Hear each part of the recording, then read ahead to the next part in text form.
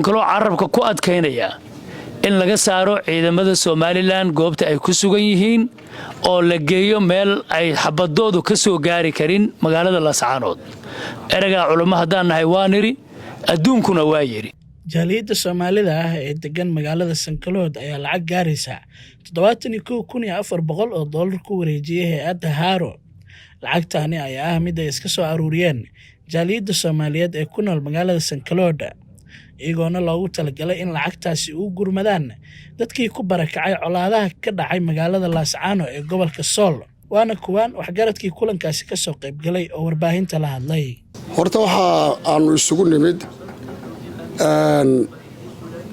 inaanu u mahadnaqno dadka muxsiniinta ee soo ururiyay si tabarucaada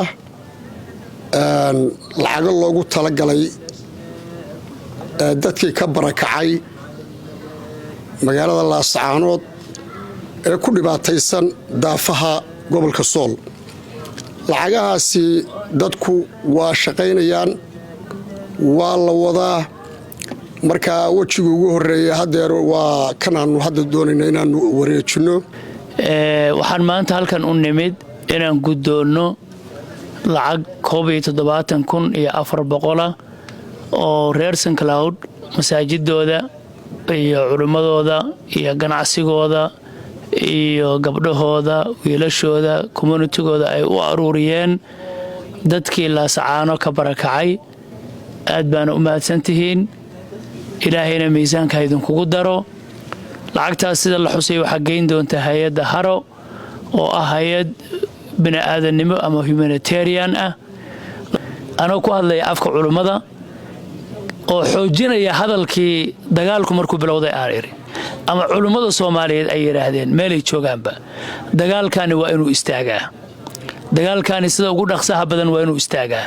ma jirto sabab uu ku socon karo oo sharci ah oo aqli ah oo diin ah oo curfi ah wax cid u keeni karta in dagaalkaasi socdo daliil ma jirto cid banayn kartaana ma jirto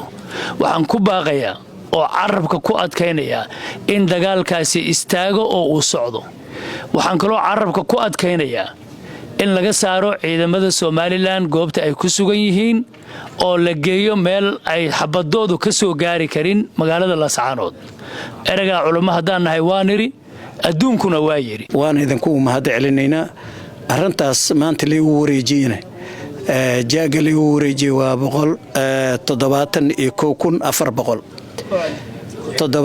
77400 ayaa maanta la ugu wareejiyay lacagtaasna idanka si khaas ah culimadiina iyo odayaasha waxaan ka codsanayaa si amni leh oo wanaagsan in Ilaahay noogu aamin yeelo oo anagana aan ku gaarsiino masaakiinta mudneed arintaasi